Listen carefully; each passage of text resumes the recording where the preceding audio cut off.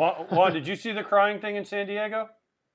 Kershaw Yeah. crying. What did you think as a Dodgers beat writer? I'm assuming. Now I could be wrong. I'm assuming you're a Dodgers fan. No. I mean, I'm from the East Coast, so Oh, okay. no Dodger affiliation. But yeah, I was pretty surprised. I mean, I think if they would have done it with like I don't know, not to name names, but like Tony Gonsolin or Dustin May or one of those guys, I would have been like, all right, whatever. I kind of understand it. But Clayton Kershaw, he's just a big part of this game, right? Like, there's certain guys that it feels like you just don't necessarily do that to. Maybe that's just me. I mean, you guys are former players. Maybe you guys have a better perspective on that.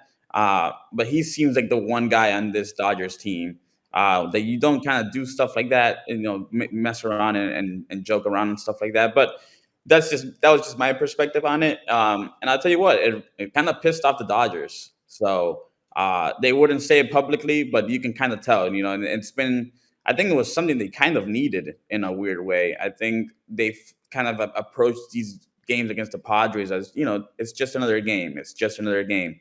But the other side is not approaching it as just any other game. And so I think at some point they needed to kind of wake up and just say, okay, they have all this talent now because there's no denying that anymore. They are, they can still kind of be that little brother or whatever it was, but the talent is there. So they kind of had to start taking them seriously. And I think that little meme, and I think the next day Mookie Betts kind of pointed out some sign that talked about him, how he eats corn. Another double innuendo there, but I think those two things kind of like pissed them off and said, all right, if you guys want to start playing with us, now we're gonna have to start playing back. Did you see that? You don't think they felt that last year when they got bounced as a 108 win team out of the playoffs, or did it take this picture for them to feel that? Because they dominated them last year. I think they just said they beat them like 5. I think the Padres only beat them 5 times last year. Yeah, I think that's kind of the interesting part, right? It's like I don't think they actually did feel that last year. I think even when they went down 2-1, we went inside that clubhouse and we said, "Hey, you're one loss away from this season ending, this magical 111, one of the best teams of all time." And to a man, everyone said, "No, we'll just come back out here tomorrow and just treat it like any other game." And I remember kind of walking away like, I kind of get that mentality. That's what's made them so good for so long. But at the same time, like, you're one game from elimination, right? And kind of getting embarrassed by a team just across the street that like you don't want to lose to. So I'm like, maybe they should kind of treat it as more than just any other game.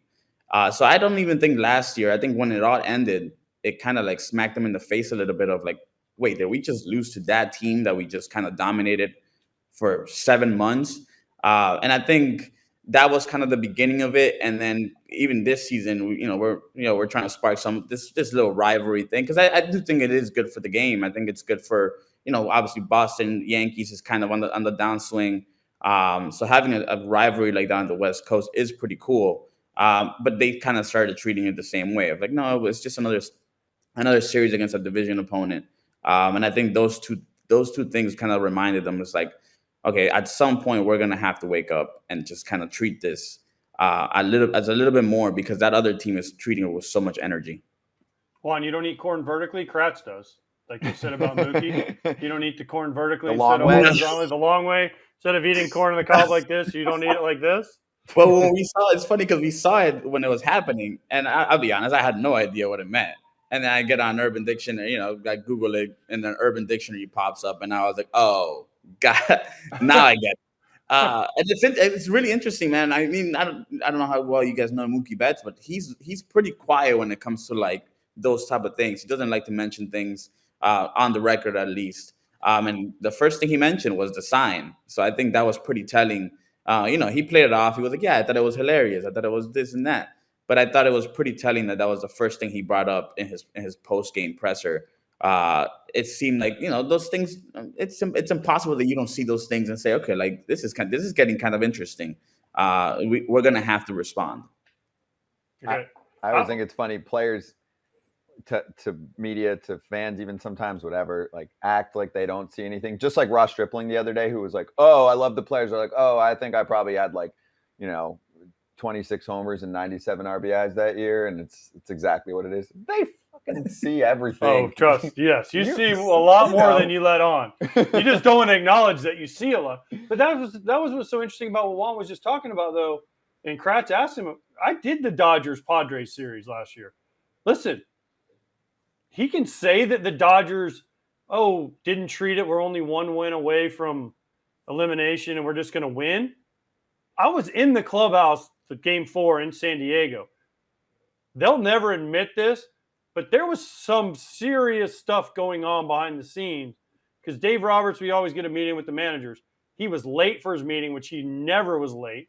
And there was a bunch of, I guess they were front office people in his office. And then he all came out and then he was like, okay, guys, I'm ready for you. And it wasn't the normal, cool, calm, collected Dave Roberts. It was very, he was a little hectic, which is, if you've ever been around Dave Roberts, he is like the coolest cat in every room he goes in. And it was just, whoa, the Padres were acting like they won the World Series. And the Dodgers like, this is just another series. It was not another series. Yeah, and I think that was the biggest thing. I think the Padres, like you said, that was a World Series. So I worked the NLCS right after that between the Padres and Phillies.